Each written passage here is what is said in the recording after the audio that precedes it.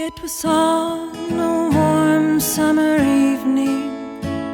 I had aimed for New Orleans by noon. I was bleeding hard from my side and couldn't close the wound. I saw a lone house on the road up ahead just as it started to rain, and I limped my way to its front door on the banks of the Pontchartrain.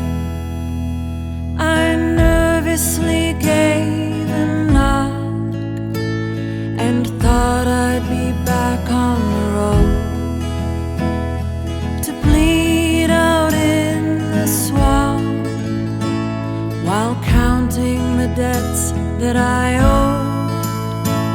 The door then slowly opened, and a Creole girl stood in its frame with the warmest eyes you ever could see on the banks of the Pontchartrain.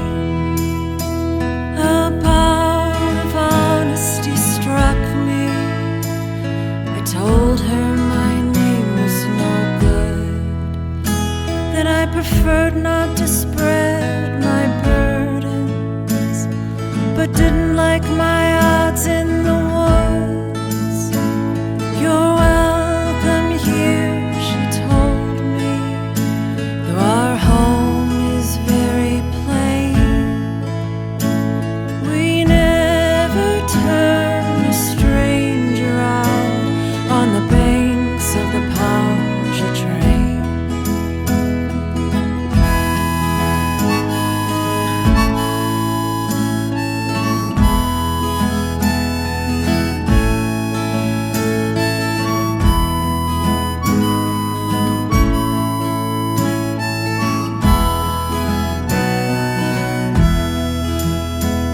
It was only she and her mother. They gave me a small spare bed. They stitched my riddled body and calmed my spinning head. They didn't first ask me my business or even for my last name. They offered the bed till my health returned on the banks of the Pontchartrain. On the second day was a knock with no doubt of what it could be. The sheriff and a few other men were asking if I had been seen.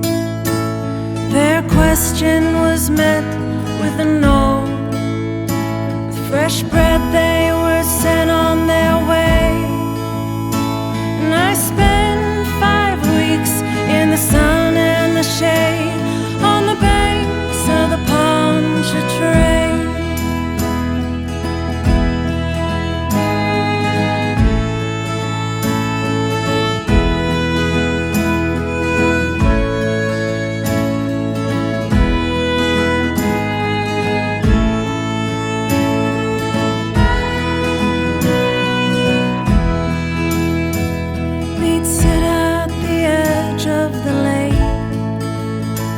This dark-haired girl and I learned what I wanted to see. Each morning when I opened my eyes, but my wounds were turning to scars. The beans had brought back my weight, and soon I'd have to be the banks of the Pontchartrain. I asked her if she would join me. She said it could not be, that she was already taken and he would be back in some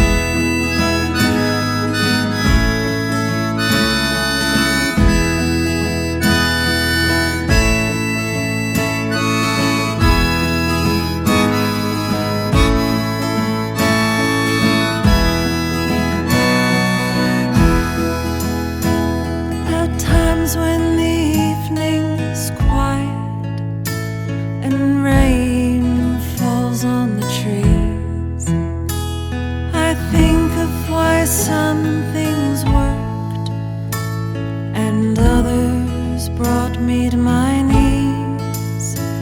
I'll remember her voice or the touch of her